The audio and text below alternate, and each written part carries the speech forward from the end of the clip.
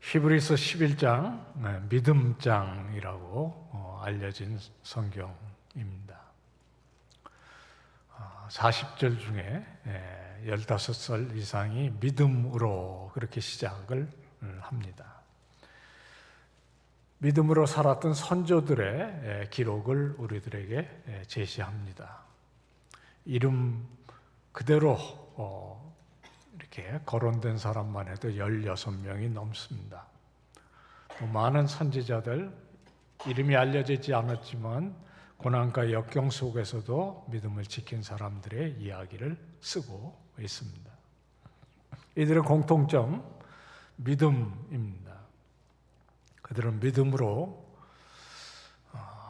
모든 것의 삶의 힘과 능력을 발휘했다고 그렇게 이야기합니다. 믿음은 바라는 것들의 실상이라고 그랬습니다. 또 보이지 않는 것들의 증거라 그렇게 이야기합니다. 실상이라는 말의 원뜻은 건물의 기초라는 그런 뜻입니다. 우리가 지금 3층에 있는데요. 3층 밑에 2층 있고 2층 밑에 1층 있고 또 지하층의 기초, 이게 삶을 떠받들어주는 기초, 믿음이 삶의 기초가 된다는 뜻입니다. 또 보이지 않는 것들의 증거라 그렇게 얘기했습니다. 실상이란 진짜 중에 진짜를 이야기합니다. 젊은이들이 쓰는 말로는 찐입니다. 진짜 중에 진짜. 손에 잡은 것보다 더 진짜인 믿음이 그렇다 이야기합니다. 어떻게 믿음이 증거가 되고 실상이 됩니까? 오늘날 사람들은 보는 것이 진짜라고 생각합니다. 영어에 아주 유명한 속담이 있습니다. Seeing is believing 이라는 말이죠. 보는 것이 믿는 것이라. 사실 그 말 오래전에 그리스 사람들이 쓰던 속담이었다고 합니다. 오늘날도 사람들은 봐야 믿습니다. 초등학생들이 뭘 갖고 되게 싸우다가 어떻게 끝나냐면요, 너 봤어? 그러면 끝나요. 본 사람이 최고다. 그런 게 오늘날의 상식이 되어 있습니다. 히브리서 11장에 믿음으로 살았던 사람들, 보는 것을 믿는 사람들이 아니었습니다. 믿는 것을 보는 사람들이었습니다. 믿음의 조상들이 그렇게 살았다는 것입니다. 본문이 너무 길기 때문에 8절부터 12절을 이렇게 건너뛰었는데요. 그 안에 보면요, 믿음으로 마른 하늘 밑에서 홍수를 기다리며 방주를 지었던 노아의 이야기가 있고요. 그리고 믿음의 조상 아브라함이 하나님의 지시하심을 받아서 고향을 떠나는 이야기가 들어있습니다. 지난주에 우리가 야곱을 생각했는데 그 할아버지 아브라함 이야기입니다. 아브라함은 고향을 떠나도록 하나님께서 부르심을 내렸습니다. 그래서 생전 가보지 못한 땅으로 가는 것이었습니다. 그것도 목적지를 알지 못하는 상태에서 떠나야 했습니다. 예배가 끝나고 여러분 제가 말씀하는 곳으로 오세요. 어디로 갑니까? 그냥 떠나면 압니다. 그럼 되게 짜증나지 않겠습니까? 아브라함이 그렇게 고향을 떠났습니다. 그냥 갔다 오는 길도 아니고 이렇게 해서 수천 킬로미터를 걸어서 가나안 약속의 땅으로 떠나야 했었습니다. 하나님께서 부르실 때 그 땅에 가면 내가 3가지를 주겠다 그렇게 얘기했습니다. 첫째는 그 땅을 내게 주리라 그랬습니다.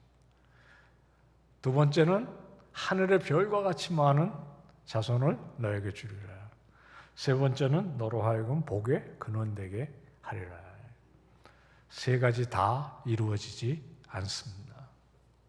이게 무슨 이단이냐 그러실 수 있는데 제가 그냥 드리는 말씀이 아닙니다. 저는 신천지는 아닙니다. 성경 말씀 13절에 그렇게 이야기합니다. 이 사람들이란 아브라함, 이삭, 야곱 그리고 사라까지, 사실은 이 자리에 앉아있는 우리도 거기에 해당할 수 있습니다.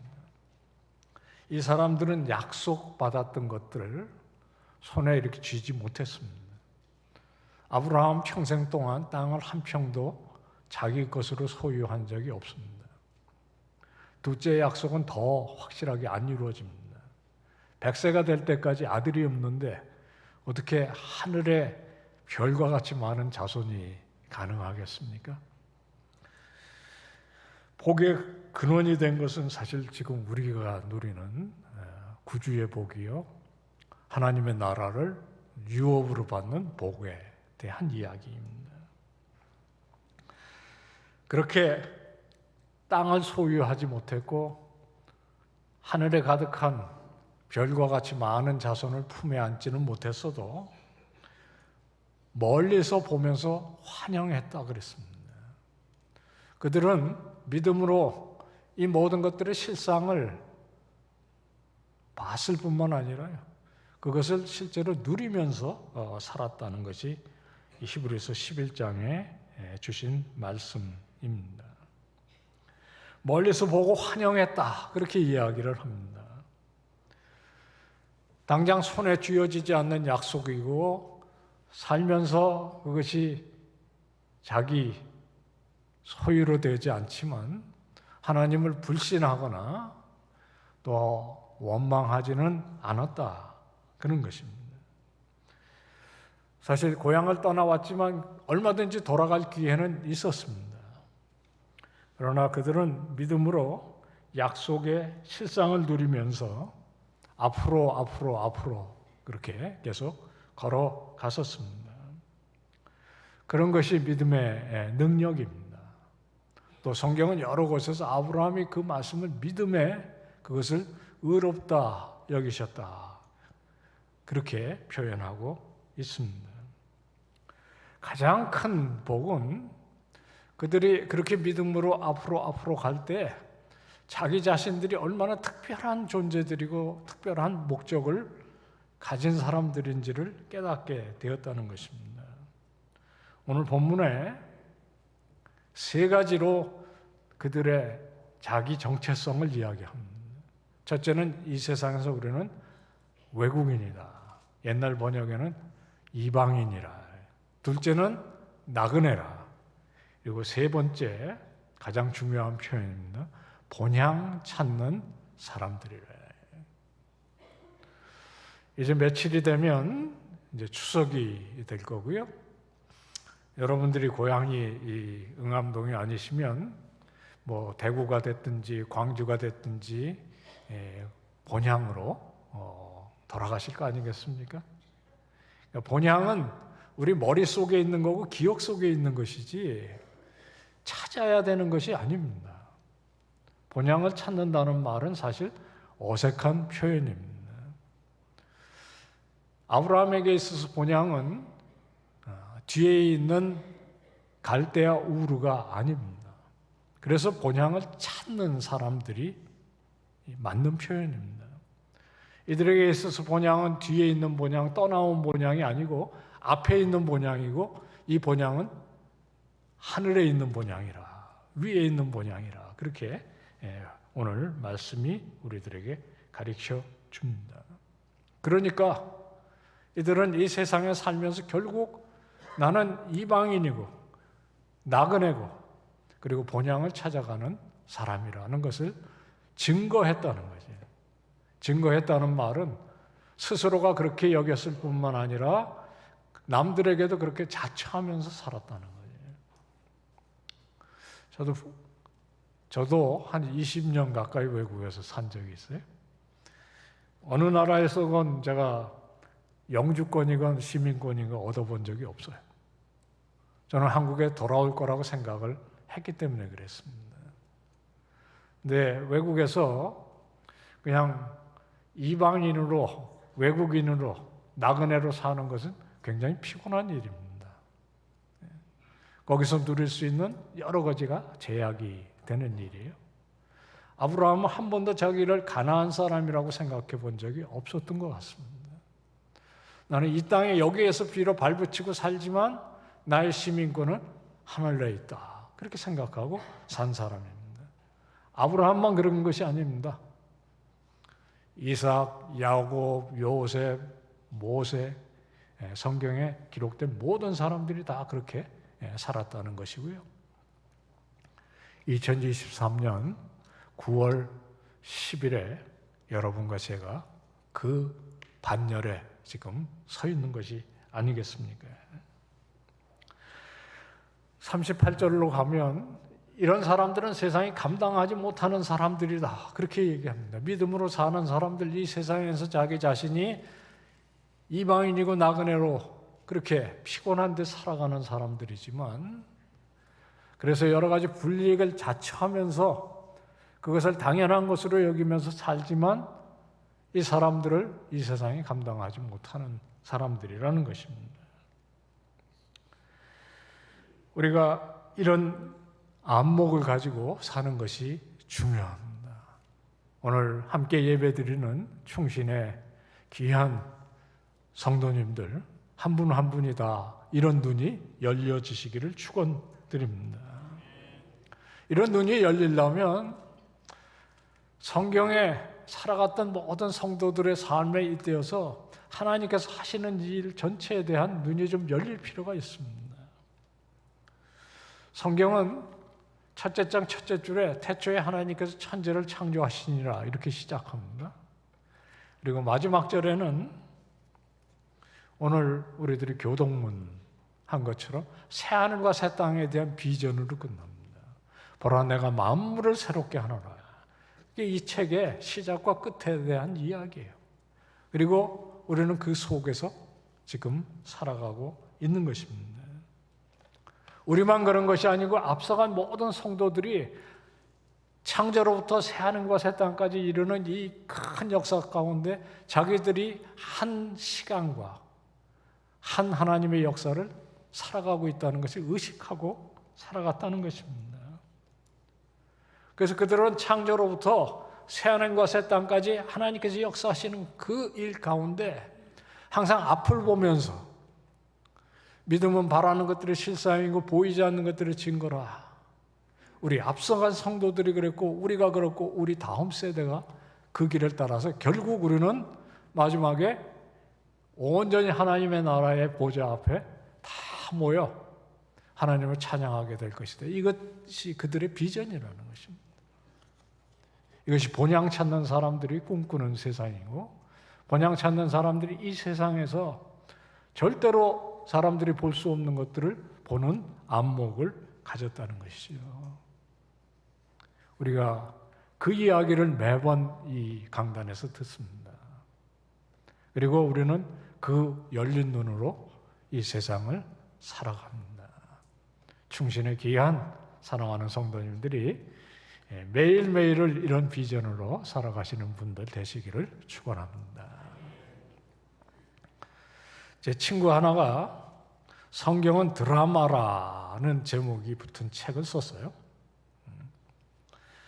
이 책의 기본 이 아이디어는 이런 겁니다.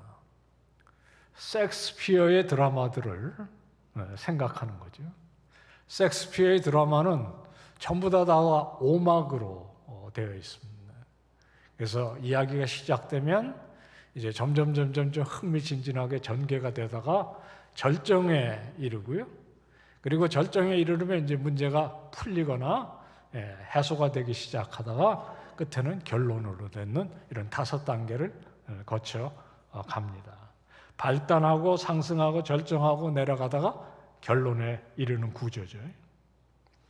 되게 절정은 3막입니다. 여러분들이 잘 아시는 햄릿이라는 연극은 3막 1장에 첫 마디가 이렇게 끝납니다. 살 것이냐 살지 않을 것이냐 이것이 문제로다. 성경을 이런 오막의 드라마로 비교 한번 해보면 어떻겠냐. 그럼 성경 전체를 이해하는 좀 새로운 그런 아이디어가 생긴다는 거죠. 성경이 오막으로 되어 있으면 1막은 뭐겠습니까? 창조의 이야기입니다. 6일간 하나님께서 말씀으로 세상을 지은 이야기가 시작됩니다. 2막은 안타깝게도 타락해서 세상이 다 망가질 것 같이 되어버린, 그리고 사실 지금까지도 이어지는 그런 타락의 이야기가 있습니다.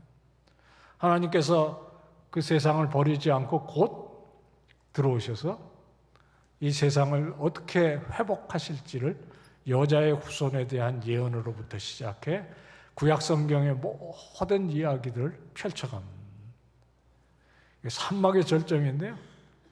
그것은 예수 그리스도의 오심과 그분이 십자가에서 이루신 사건인데, 아까 햄릿식으로 비교하면 산막 시작의 가장 중요한 것은 하나님 어찌하여 나를 버리시나이까요. 그 앞에 정말 중요한 질문은 이 잔을 내가 꼭 마시지 않아도 되면 지나가게 하옵소서. 이런 고저히 이런 갈등이 있지만 곧 십자가의 승리와 부활 사건으로 이어지는 거죠.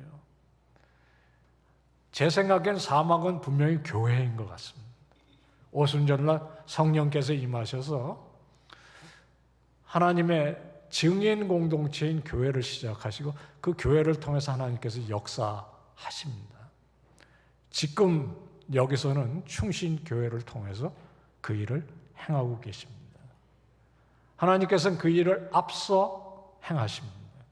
창조로부터 지금까지 그 일을 해오셨을 뿐만 아니라 만물을 새롭게 하시는 그 선언의 역사는 땅끝까지 이르러서 영원의 세계로 이어지는 것, 그게 성경의 전체 이야기입니다. 어려우십니까?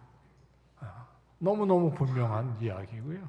우리가 매번 강단에서 듣는 이야기가, 하나님의 역사의 이야기가 그것 아니겠습니까? 성경은 하나의 드라마라. 이 드라마를 우리들이 살아가는 것이죠. 그냥 읽기만 하고 듣기만 하는 것이 아니라 우리는 그 드라마의 한 중요한 인물입니다. 제 친구가 성경 드라마라는 제목만 붙인 것이 아니고 소제목으로요, 정말 중요한 질문을 했어요. Finding our place in the biblical story, 그렇게 썼습니다. 영어가 나와서 언짢으셨으면 용서하세요. Finding our place, 우리의 장소를 성경 이야기 속에서 찾아보자는 거예요. 그것이 굉장히 중요한 질문입니다. 사실 지난주일에 제가 말씀을 증언한 것처럼, 그러니까 우리는 여기서 무슨 꿈을 꾸고 있는지도 생각을 해봐야 하는 것입니다. 하나님은 창조하시고 타락한 세상을 구원하시는 역사 가운데 완성을 향해 가고 계십니다. 그러면 지금 여기는, 그리고 우리가 예배드리는 그의 시간은 도대체 이 책 어디에 있게 되는 것입니까? 우리는 이 이야기 속에 어디에 있는 것입니까? 제가 총신대학에서 한 30년 동안 섬기는 가운데 제일 저한테 의미 있었던 중요한 섬김은 기독교 섬김 리더십이라고요. 저희 신입생 모두를 모아서 금요일 날 3시부터 6시까지 한 20몇 강의를 하는 것입니다. 저는 그 첫 강의와 매번 학기 시작할 때 첫 강의를 담당을 되게 했었습니다. 이번 주일에도 금요일 날 갑니다. 제가 굉장히 뿌듯하게, 감사하게 생각하는 그런 섬김인데요. 그 첫 꼭지의 이야기는 항상 오늘 이 증언한 말씀 같은 내용을 이야기합니다. 특별히 젊은이들이 정말 고등학교를 갓 졸업하고 앞으로 하나님을 위해서 내 삶을 드리며 산다 그럴 때 제일 중요한 것은 앞으로 어떤 비전과 꿈을 가져야 하는 것이 중요하니까요. 아이들에게 내는 숙제가 하나 있습니다. 이 A4 용지를 집에 가시면 아마 이런 종이 한 장씩 있을 텐데 여러분들한테도 드리고 싶어요, 숙제를. 아무래도 아무도 하실 분위기는 아닌 것 같지만 말씀드리겠습니다. 이 종이를 이렇게 한 장 가지고 반을 접어서 위에는 살아온 이야기를 쓰고 밑에는 살아갈 이야기를 써서 내는 겁니다.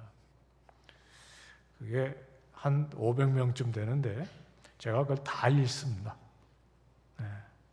그리고 시원찮게 쓴 학생들은 다시 돌려보내서 3번도 쓰게 하는 아이들도 있어요. 그만큼 저는 진지합니다. 살아온 이야기, 살아갈 이야기. 이것을 꼼꼼하게 읽고 돌려주면서 부탁을 해요. 절대로 버리지 말고 집에 가서 성경책 속에다 이렇게 넣고 살자, 그런 내용입니다. 성경에 보면 하나님의 이야기가 있잖아요. 창조로부터 새하늘과 새 땅까지. 이거는 나의 이야기잖아요. 여기 보면 아브라함의 이야기, 이삭의 이야기, 야곱의 이야기, 사도 바울의 이야기 있으면 나도 이 속에 들어가서 한 페이지로 있어야 되는 거 아닙니까? 그런 뜻입니다. 학생들이 굉장히 진지하게 받아들여요. 근데 한 번은 아주 착하게 생긴, 신실하게 생긴 신학 학생이 이걸 이렇게 들고 와가지고 교수님, 이거 혹시 이단 아닙니까? 나한테 그렇게 묻더라고요. 성경책 속에 뭐 넣거나 빼지 말라고 그랬는데 이거 넣는 거 아닌 것 같습니다. 제가 학생 말이 참 옳은데 선생님 생각은 조금 다르다. 이거 따로 놓으면 진짜 이단 아니냐? 이게 진짜 이단은 이게 따로 놓는 겁니다. 성경의 이야기와 맞지 않는 이야기를 이게 내가 신앙이라고 붙잡고 있는 거예요. 특별히 삶이 그렇게 되어 있으면 그게 진짜 이단이에요. 이 친구가 깨달아가지고 환히 웃고 돌아갔어요. 다음 주에 또 왔습니다. 교수님 말을 듣고 이거 가서 이렇게 넣으려고 그러는데 이 위가 너무 부끄러워서 여기 들어가면 안 될 것 같아가지고 고민이 돼서 왔다는 거예요. 제가 그 순간에 그래서 어쩌라고 그러고 싶었어요. 그런데 학생한테 그렇게 얘기하는 건 아니죠. 학생이 아니라 누구한테도 그렇게 얘기하면 안 됩니다. 그 순간에 하나님께서 지혜를 주셔서 야, 선생님도 여기다가 쓴 거 여기다 넣으려면 부끄럽다. 근데 감사한 거는 이 성경책에 이상한 사람 굉장히 많다. 사기꾼도 있고 살인자도 있고 중요한 건 이 얘기가 여기 속에 들어오는 거예요. 이쪽에 들어오면 하나님께서 그 지나간 일 잊게 하시고 사실 뭐 지나간 일을 어떻게 하겠습니까? 지나간 일은 하나님의 은혜의 약속을 믿고 중요한 건 여기가 아니겠냐. 그래서 제가 그 학생들은 여기에 대한 얘기를 좀 많이 했어요. 우리 사랑하는 성도님들, 여기가 중요하고 감사한 거는 이 이야기는 얼마든지 고쳤을 수 있습니다. 아직 벌어지지 않은 일이니까요. 이거는 젊은 학생들에게만 중요한 건 아닌 것 같아요. 우리는 아직도 이 세상에 사는 기회를 가진 사람이고요. 하나님을 위해서 살아갈 수 있는 그런 시간이 있는 사람들입니다. 여기에다 얘기를 쓰는 거예요. 감사한 거는 하나님의 말씀에 깨우침을 받고 하나님의 인도하심을 잘 보면서 얼마든지 고치면서 살아갈 수 있다는 거예요. 고치셔야 합니다. 왜냐하면 여기에 쓰여지는 이야기는 이 성경책 내용과 맞아야 될 거 아닙니까? 여기 한 페이지로 들어가려면 이 이야기가 엉뚱한 이야기가 되면 안 되는 거거든요. 예를 들어 잘 먹고 잘 살다가 아프지 않고 죽는 것 중요하긴 하지만 이 책의 이야기와 그렇게 잘 맞는 이야기가 아닙니다. 하나님은 천지를 창조하시고 타락한 세상을 위해 아들을 십자가에 못 박으신 분이고 지금도 역사하시면서 그 나라와 그의 복을 우리를 통해서 실현하고 계시는 것이고요. 우리가 그 일의 한 페이지로 부름을 받은 거거든요. 그래서 그 이야기를 써서 여기다 한 페이지 넣고 사는 게 좋다. 제가 거기에 대해서 두 가지 얘기를 해요. 너희 선배 가운데 몇 학번 아무개가, 이름은 얘기 안 하지만 그 사람 그 종이 쓴 대로 지금 어떻게 살고 있는지 얘기를. 한두 경우가 아닙니다. 뭐 여학생도 있고 남학생도 있고요. 저도 1970년에 76년에 군대를 제대하고 복학하면서 이런 비슷한 걸 쓴 적이 있어요. 지금 제가 여기 서 있습니다. 얼마나 감사한 일입니까? 한번 여러분들도 꼭 해보시기를 부탁드립니다. 그리고 그 기도와 소원대로 하나님께서 이끄신다는 것도 믿으면 그것이 실상이고 그것이 보이지 않는 것들의 증거의 삶이 되는 줄로 믿습니다. 집에 가셔서 쓰시고요. 이 종이 어디다가 넣으실 것 같으세요? 제 얘기가 잘 이해되셨으면 구약 성경에는 안 넣으실 것 같아요.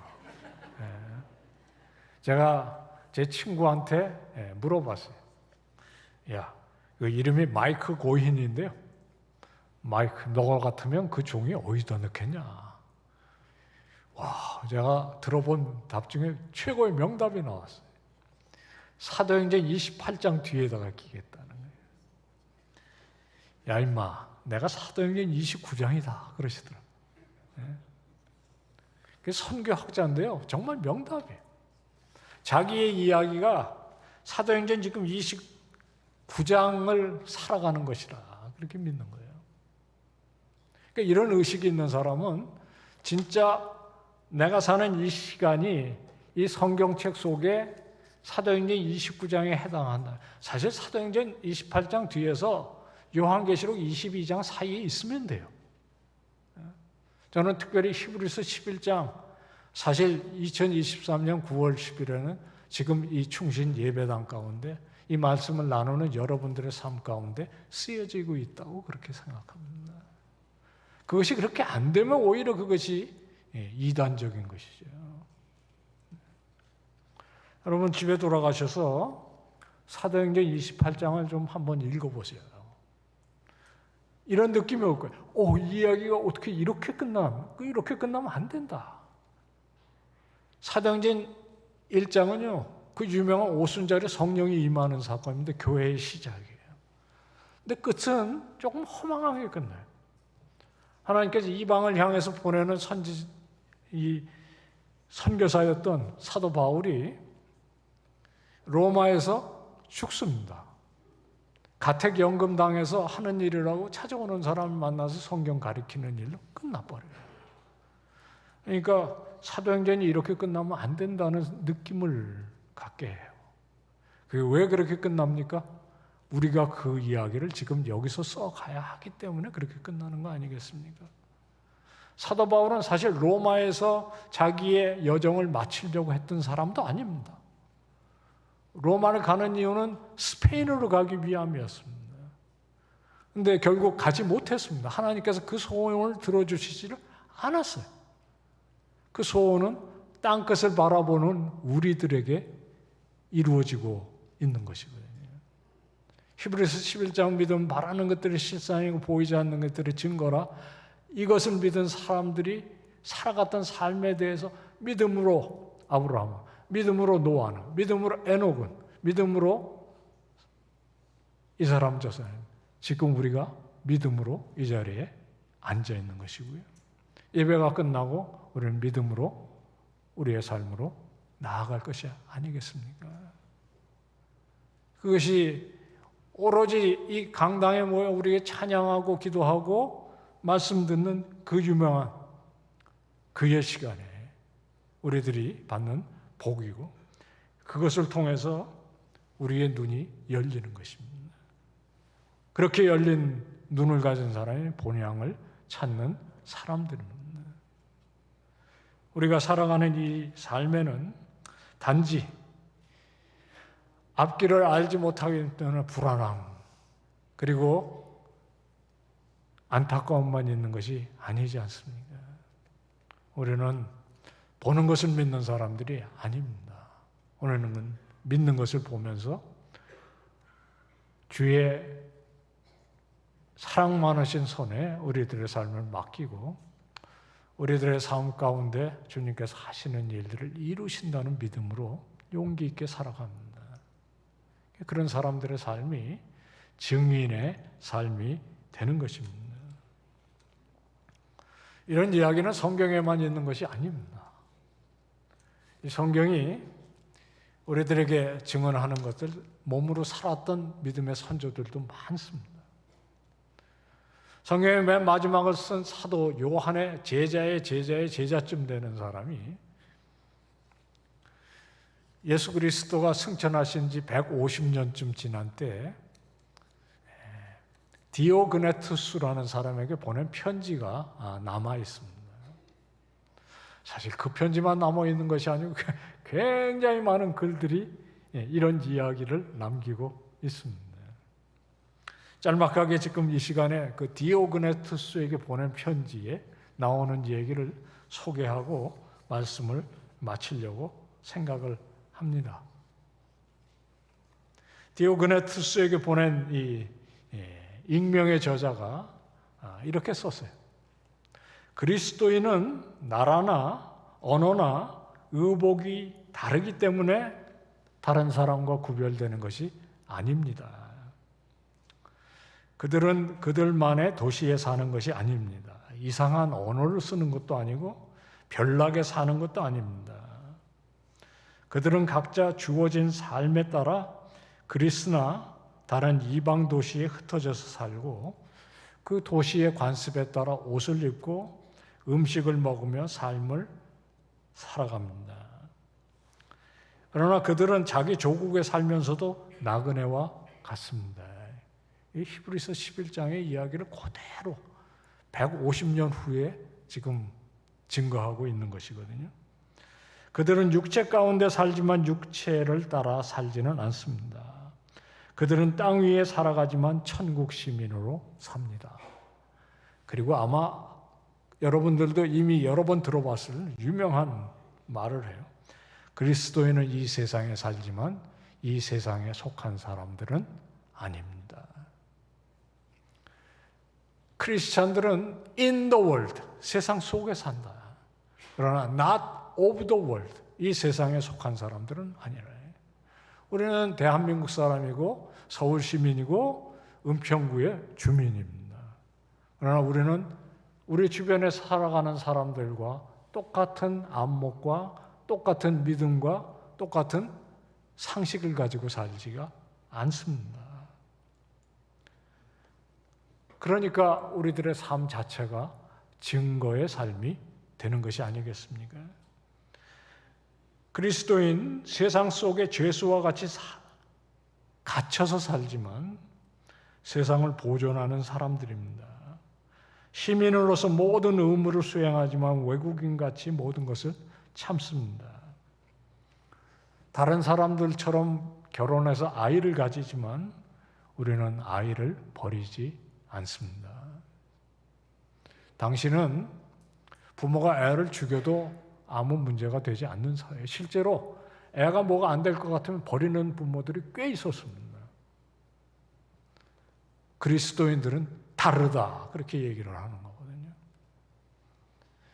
오늘 한국 사회에 그리스도인 가운데도 이런 불행한 일을 일으켜서 세상으로부터 질타를 받는 그런 일들을 참 부끄럽고 안타까운 일이 아니겠습니까?